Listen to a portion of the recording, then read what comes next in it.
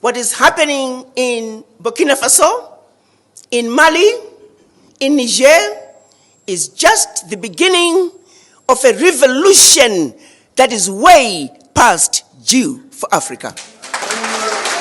Even if we don't achieve it in our lifetime, we must create a solid foundation for one Africa, because one Africa is a threat to Europe and America.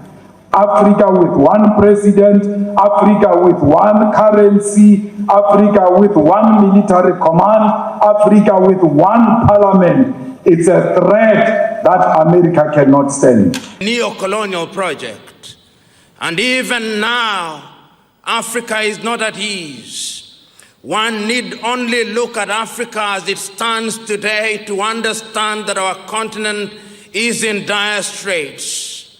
When we move from the southern part of Africa, even in that land of Nelson Mandela, they are not at ease. Hello brothers and sisters, I really hope you're all doing fine. Now, let's watch this video. This is a wake-up call for all black folks around the world.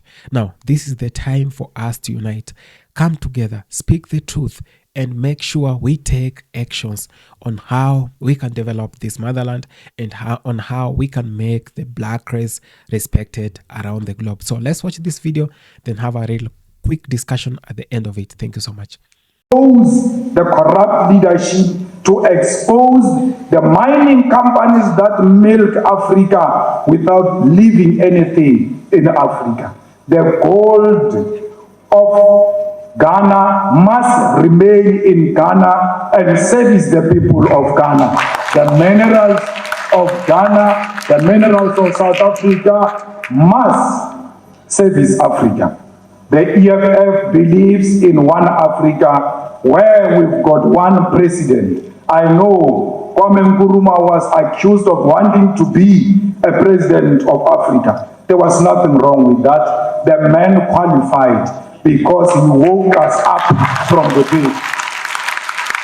We're continuing with Kwame Nkrumah's call. Even if we don't achieve it in our lifetime, we must create a solid foundation for one Africa, because one Africa is a threat to Europe and America. Africa with one president, Africa with one currency, Africa with one military command, Africa with one parliament. It's a threat that America cannot stand. Imagine a currency of Africa against the currency of USA. Ours will be based on the natural and mineral resources of our continent. And what will the currency of France be based on? Because France can't even produce anything for its survival. The whole soccer team of France is Africa. That's why when France plays with Britain, we all unwittingly support France because we see the blackness of the team. That's how much important we are as Africa to this Europe, America, and all those who support neocolonialism. Ghanaians, the unity of this continent starts from here, because the determination, the self-determination of Africa started from here. When you got your first independence, we knew that day, that one day South Africa will be free. And when Frelimo won in Mozambique, we celebrated in South Africa as if that was our freedom. But we knew that the freedom of the people of Mozambique means the freedom of South Africa, because that's how we are connected. We celebrate each other's achievement. It started here in Ghana, it ended in South Africa. The unity of Africa must start here in Ghana, and we will capture it in South Africa, because we always followed the leadership of the Ghanaian people. The economic freedom The economic freedom of Africa will start in South Africa. We want our land. We make no apology when we say we want our land. Our land was stolen, and we want it back without paying a cent. And no one must pay for a cent everywhere in Africa when they demand the expropriation of land without compensation. These people came and stole your car, and later on you discover your car. They say, it's true, it's your car, but pay us before you get this car back. And when you ask them why, you say, I must pay. They say, we've put mag wheels, we have improved the car, therefore you must pay us, irrespective of them being in possession of stolen property. Anyone in possession of stolen property is a criminal. And therefore, anyone in possession of our land without our permission is a land thief, is a criminal, and must be identified as such. I am telling us, as I remember the Osagie for Dr. Kwame Nkrumah, that now, as you turn in your grave, if you had been alive, you'd possibly be 107 years today. But your people, some of them, in their lack of wisdom, chose to remove you from power. I apologize on their behalf.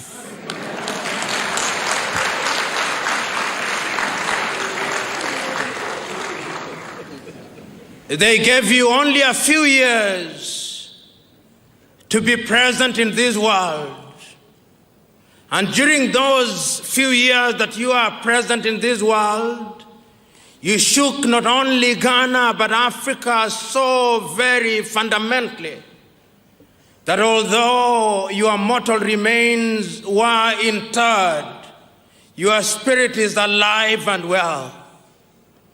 And it's that spirit that occupies our minds and hearts today as we remind ourselves that the only way in which Africa will realize our potential is through the path of unity. I know as you lie in your grave, great Osagiefo, there is a sense in which, in a manner so completely invisible to us, you are turning uncomfortably and weeping uncontrollably because your continent is bleeding. It is bleeding in every corner. In our heart, in the Congo, she bleeds. That country that is so rich is yet the poorest nation in Africa. But it does not stop bleeding only in the Congo. It also bleeds in our Horn in Somalia. That country which could be very rich is only famous for the wrong things. Men killing men for no reason. But it doesn't stop bleeding there. It is also bleeding in our armpit in Equatorial Guinea, that country that God gave so much oil. That oil was long captured by one family, and they are using it for their benefit to the detriment of their people. And it doesn't stop bleeding there. In Central African Republic and in Libya and in Mauritania and in Mali, your continent is torn asunder. And we who have gathered here today are asking ourselves the fundamental question: what must we do to save Africa? And that is why today, when we are looking at Africa and when we are remembering you, On that 24th day of May in Addis Ababa, Ethiopia, we cannot help but remember how animated you are. We cannot help but remember that what you saw 50 years ago is turning out to be as evergreen as when you spoke them. You told us then that our unity was going to be our salvation from other civilizations. Today, Africa is said to be rising, but the question we are asking, for whom is Africa rising? Today, the minerals in our belly are being exploited, Osagief. The uranium in Niger is being taken away from France to France. The manganese in Ghana, in your own country, is being taken away. Even the cocoa, which you must have consumed as a young man, is taken away in the same manner that God made it to be converted into something in Switzerland. Your people have not learned to add value to it.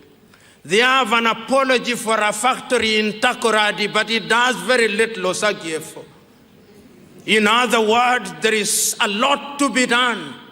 We can hear you telling us that we need to have free movement of goods and services in this continent.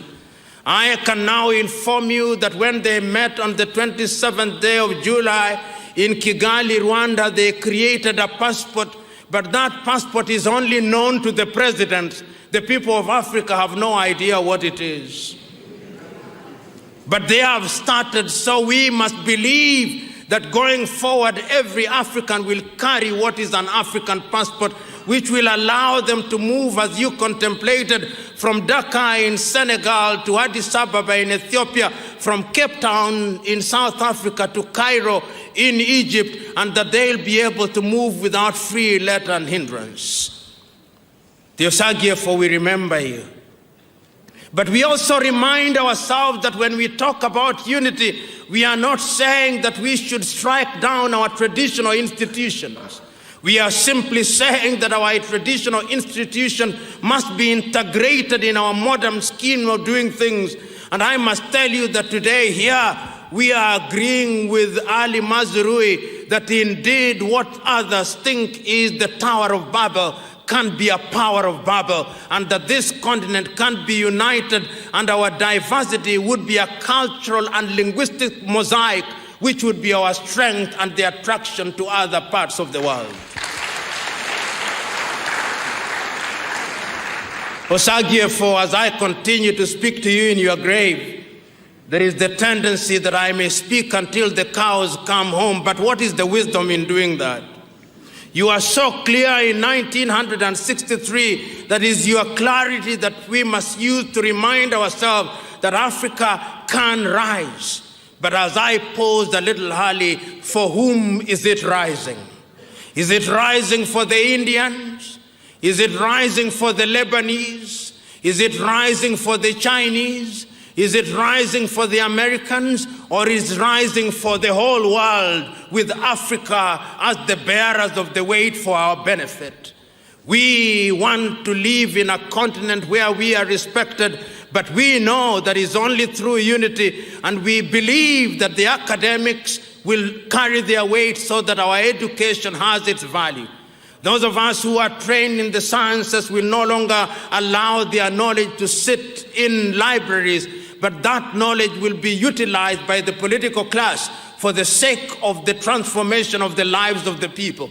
We hope that our unity will create an environment where our young men and women will not be humiliated at the embassies of Australia, Canada, the United States of America, and little European countries, that they may acquire their passports as a way of escaping from Africa, which provides no opportunity and no hope for our young men and women.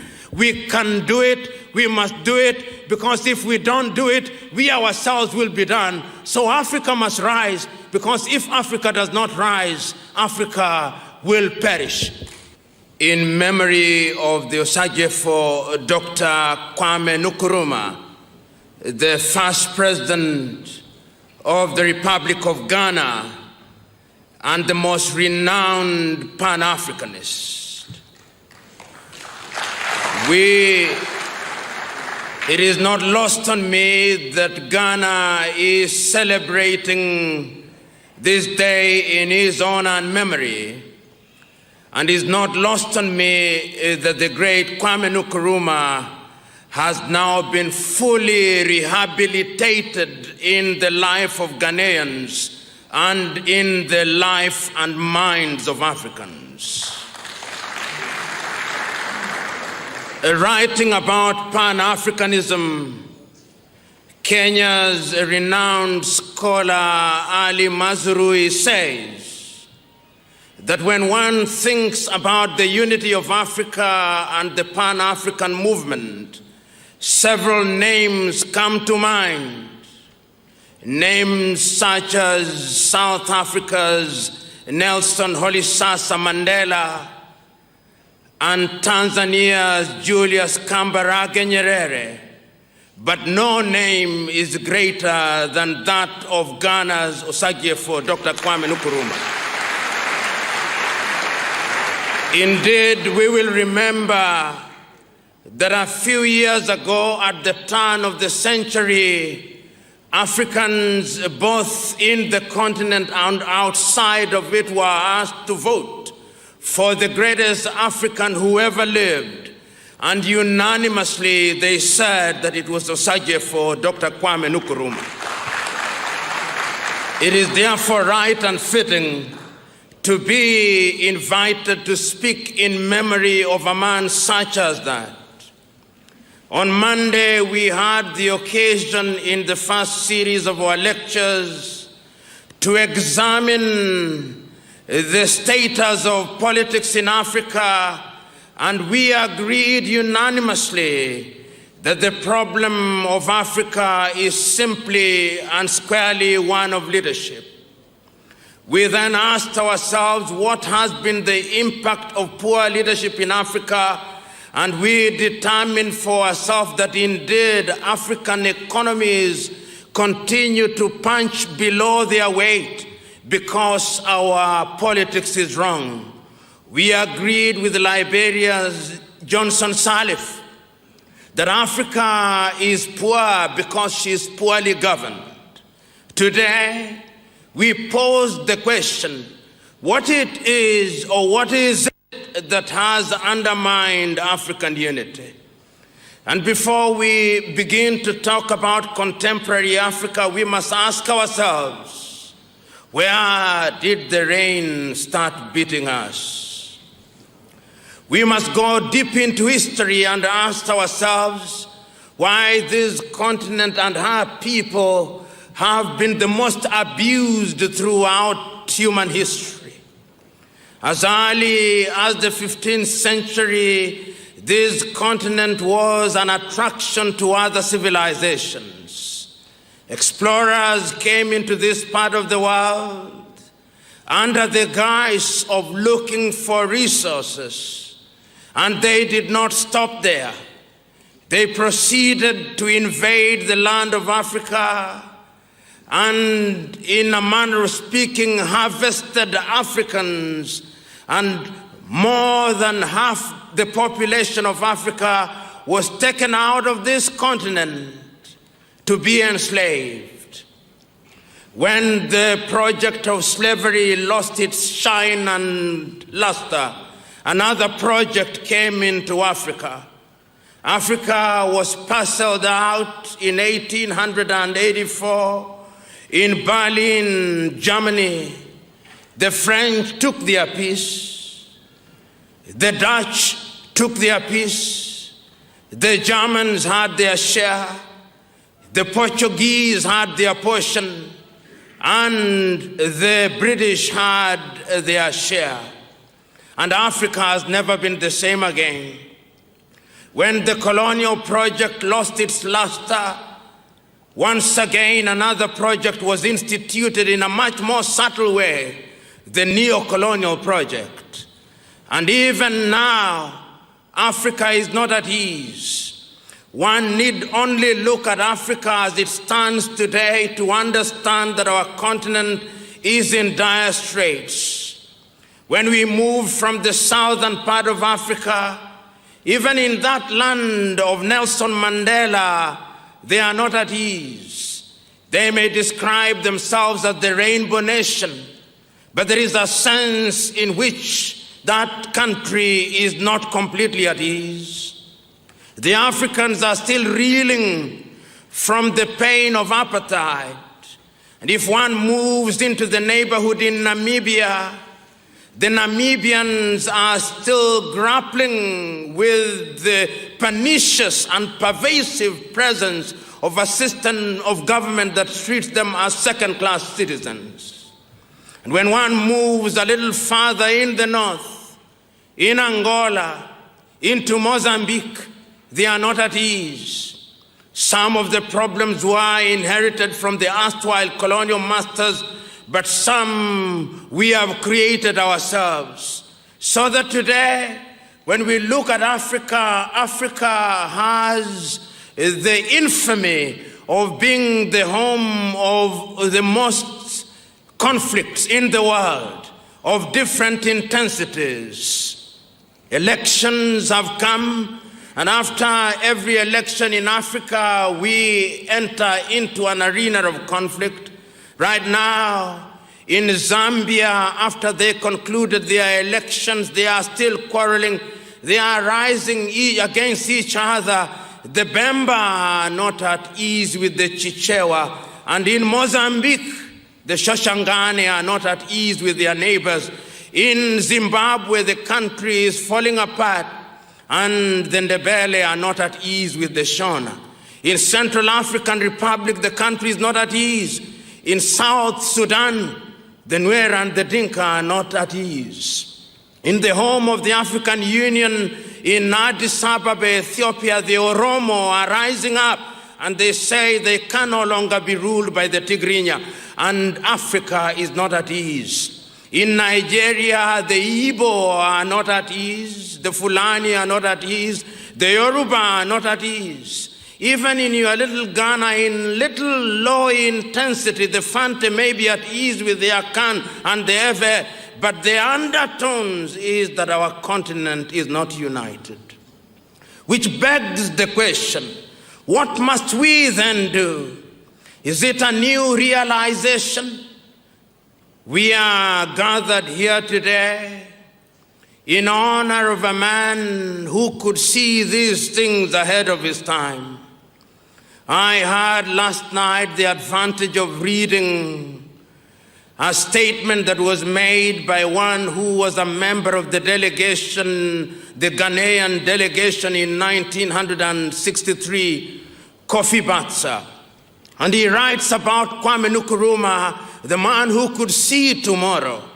And he remembers so very distinctly on the 24th day of May, 1963, when the Osagie for Kwame Nkrumah was given the opportunity to speak to his fellow African leaders in an animated fashion. Kofi Batsa remembers he abandoned his written script and pointed at all the African leaders who are there. Much more prominently, he remembers, he pointed at Ethiopia's Haile Selassie and told him, "You, Haile Selassie, we will not be there if we do not unite." And once he had finished with Haile Selassie, he turned over to Nigeria's Abubakar Tafawa Balewa and he told him, "If we do not unite, even you will not be there." And he did not stop there. He turned to Fulba Maga of Dahomey, now the Benin, and told him, "If we do not unite, you will not be there, and I will not be there." And as if he were a prophet, so soon thereafter, they had all been overthrown, including the Osagie for himself. Unity, or is it disunity, is Africa's Achilles heel. Let us understand the Africa that we are talking about. It is an Africa that today is divided into 54 odd countries. It is an Africa that has over 3,000 ethnicities and over 2,000 languages. It is an Africa that, as I've said, was parceled out in Berlin. It is an Africa which Europeans still refer to strangely in the following terms, and is the only continent that is referred to as such. That Africa is sometimes described as Anglophone Africa, to suggest that there is a part of Africa which speaks English. Even when only 1% of the population speaks English, we are referred to as Anglophone. And Ghana is therefore Anglophone. Kenya is Anglophone. And they don't stop there.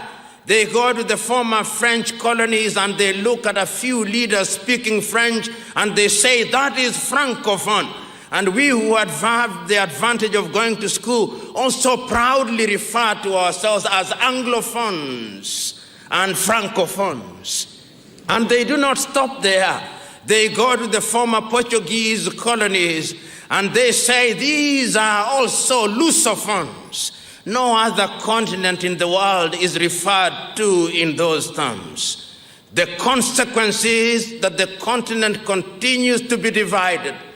Today, when one looks at Africa and her 54 unviable nations, with her 54 national anthems, with her slightly over 40 useless currencies, with her... Hello, brothers and sisters. I really hope you're all doing fine from wherever you're watching me from now. Let me take this chance to first appreciate for all those who have been coming back to the channel to watch the videos and leave their comments. This is whatever we want to do, and this is how we are going to bring the change that we always talk about. There is need for us to also build our networks on how we can improve the motherland, on how we can improve the black folks' lives, and how we can do things in a better way. Now, we've been talking about the atrocities that were committed against us, the atrocities that were caused, and the problems and the results of colonization and all of that stuff that is still ongoing in Africa. Now, there is need for us also to talk about the solutions. What solutions are we bringing on the table?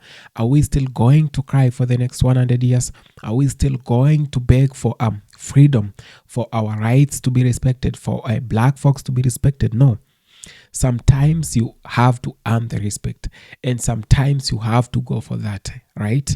And I feel like we really talk about on how we can improve, but we don't speculate. We don't actually put the measures. We don't actually speak on how we are going to do it. It is a different way to talk on how important is the unity of Africa. And it is another thing to talk about how are we going to make sure that black folks and the African continent is united. Now, let's not forget that it is the division that we have that has made us reach this far, that all these things that we are seeing, it has been easy for them to commit them against us because we are much divided than united. And when people are divided, you know how weak they are. And when they are united, you know how strong they are. So there is need for us to start actually supporting those people who want to unite the motherland. That's taking action. Now, you must remember that we have had so many people like Thomas Sankara, we've had Muammar Gaddafi, we've had so many other people in Africa trying to unite this motherland. The question has always been, what was the end result? Where did they end to? Now, we all know that they were eliminated, some of them assassinated, some of them thrown out of power, then some bad things were done to them. But this is the case we are talking about in Africa right now, because there are people like Ibrahim Traore, we have Dr. Arikana, we have PLO Lumumba, Professor, we have others like Julius Malema, and so many other figures. Those who have been talking about how important is the motherland and how important is us uniting to fight for this land of ours. This is the only place we have Let's not be confused. Let's not be lied to. If anything happened to us black folks, we are not going to be accepted anywhere else in this world. You see the things happening to the black brothers and sisters on the other side of the world? Right. I know you see them. There is need for us to stop having dreams, wild dreams that there is somewhere else that we can go if we destroy this continent of ours. This is the only place we have. Believe me not. You can't run to Europe. You know whatever it will do to you. You can't run to the US. You already see whatever they are doing to our brothers and sisters. So the only place that we have is this Africa. And there is need for us to improve this motherland. Stop hallucinating around. Stop playing God roles. Like you want, some people think going to Europe and going to the US is making it in life. You can ask those who have been there. Yes, with hard work, you can make it anywhere in this world. But one thing I'm going to prove to you, that it is so hard to make it in the US because of the environment that is there for black folks. The systems were put against us. This is why Ibrahim Traore, Julius Malema have been speaking about this, and that's why the West is so upset about them, because they're trying to educate the motherland. The whole continent has been brainwashed to believe that all that is white is good and all that is black is bad. Now, we are the same people in Africa who still believe that Satan is black. We are the same people who have been manipulated so bad to believe that the black skin is so bad. Now, you don't know whatever these melanated folks you have. Like, it is a whole gold of skin you have. It is so precious to have that skin of yours, because them who are trying to manipulate you to believe that your skin is bad are actually admiring to have your skin. How many intermarriages are you seeing now? People are trying to have interracial marriages right now. They are trying to save their lineages. They are trying to save their people from extinction. So there is need for us to protect this continent, for us to protect ourselves. No one is coming to save us. No one, absolutely no one.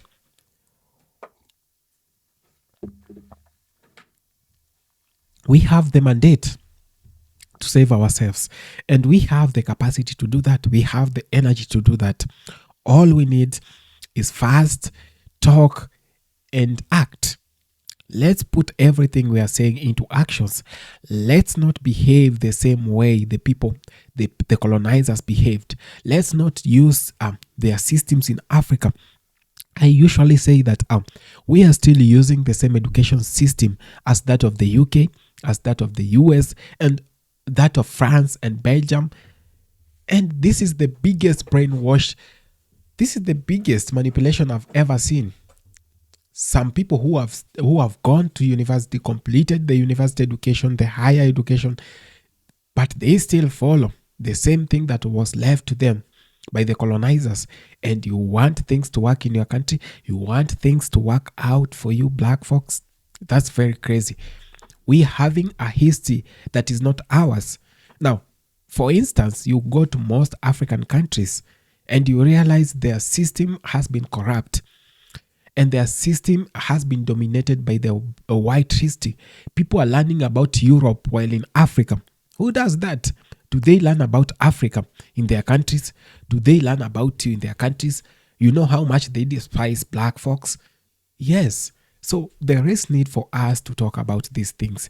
I feel like a time is coming, black folks. A time is coming who is watching this video, that things will be very crazy for us if we are not going to unite.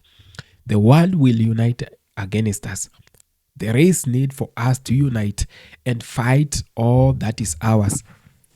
You remember one thing that the popular Louis Farrakhan always says. Louis Farrakhan always says that there is no victory without war. He doesn't mean people to come and kill each other. Whatever Louis Farrakhan means is you must fight for your rights to get your rights, right? You must put in the efforts to be respected. And you can't be successful if you're just sleeping around and walking around. You must put in the hard work to be successful. So you black folks, us, we have the capacity, we have everything. It is our mandate to come in and let's talk about these things. Let's talk about how we are going to improve ourselves. Things have been so crazy. How are we going to sort out things? So if we continue in the same way, if we don't support the likes of Ibrahim Traore, Julius Malema, PLO Lumumba, Dr. Rikana, and all those who have stood for the truth of this continent, we are going to suffer a lot. You've seen the US is trying to give sanctions to black nations. 22 African nations are trying to be given travel bans to the US, and 6 other Caribbean countries are trying to be given travel bans. And if you go dig deep into these countries that are being sanctioned and being given travel bans, are African countries that are black-dominated countries. Those countries that have said no to their policies, those countries that have stood with their people and stood for the truth and have said no, enough is enough to exploitation. This is whatever is happening to them. Same to the Caribbean. So there is need for us black folks to come together, have a candid discussions about all these things. If we are not going to do this, trust me not, we are going to perish. It is time we unite or we perish. We choose one. We can't choose both. If we stay divided, then we should not cry later on when things get messy on our side. Thank you so much for having taken your time to watch this video. I appreciate so much. This channel is meant to unite all black folks and all those people who stand for unity, whether melanated folks or white folks or the Caucasians. This channel stands for the truth, and it always speak the truth. Truth to power is the only way we are going to get ourselves in a better place. We are one people of one race, and that race is humanity. You might be talking about so many races, but there is only one race that God created. That race is race of humanity. So we all need to respect each other. We all need to come together, black folks. We all need to come together, Caucasians, respect each other. And if that's not going to work, then there is always another way around. And it is never good that way. Thank you so much. See you in our next episode. Adios.